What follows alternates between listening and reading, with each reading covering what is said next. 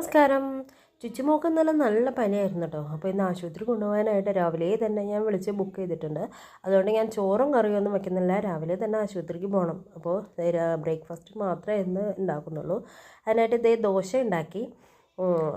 ദോശയ്ക്ക് സാമ്പാറോ ചമ്മന്തിയൊന്നും ഉണ്ടാക്കത്തില്ല. ഇന്നലത്തെ സാമ്പാർ ഇച്ചിരി വയ്ക്കുന്നുണ്ട്. അപ്പോൾ അത് എടുത്ത് ഫ്രിഡ്ജിൽ നിന്ന് ഇറക്കി വെച്ചിട്ടുണ്ട്. അത് ഒന്ന് തിളപ്പിച്ചാൽ മാത്രം മതി. പിന്നെ ചായ ഉണ്ടാക്കി ഇതാണ്ട് ഇങ്ങനെ ദോശയും സാമ്പാറും ചായയും കുടിച്ചു. അതിനുശേഷം നല്ല ദോശയായിരുന്നു കേട്ടോ. ഈ ദോശ ഞാൻ എങ്ങനെയാണെന്ന് അറിയാം ഉണ്ടാക്കിയത്. പച്ചരിക്ക് പകരം ഉണക്കലരിയിട്ടാട്ടോ ഇത് ഉണ്ടാക്കിയത്. നല്ല ടേസ്റ്റ് ഉണ്ടായിരുന്നു. അങ്ങനെ അതേ കാരത്തോഴി ഹോസ്പിറ്റലിൽ ആലുവ അവിടെയാണ് ഇവളെ കാണിക്കുന്നത്. എൻ്റെ പീഡിയാട്രീഷ്യനെ തന്നെയാണ് ഇവളെയും കാണിക്കുന്നത്.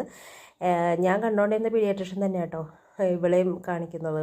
ആലുവ കാരത്തോഴി ഹോസ്പിറ്റലിലെ ഡോക്ടർ തോമസ് വിനു.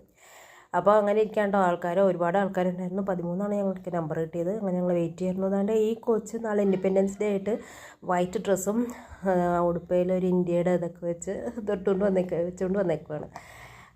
ഡോക്ടർ വന്നിട്ട് ഇത് തുടപ്പിക്കാൻ പറഞ്ഞു. കുറേ പ്രാവശ്യം തുടപ്പിച്ച് അവശതയായിട്ട് ഇങ്ങനെ കിടക്കും കേട്ടോ. തുടച്ച് കഴിഞ്ഞിട്ട് എല്ലാവരും പനിക്കാരാട്ടോ. ഒരുപാടൊന്നും ഭയങ്കര തിരക്കായിരുന്നു ഹോസ്പിറ്റലിൽ. അത് കഴിഞ്ഞ് ഉച്ചയായപ്പോൾ അച്ഛനും വന്നിട്ടുണ്ടായിരുന്നു.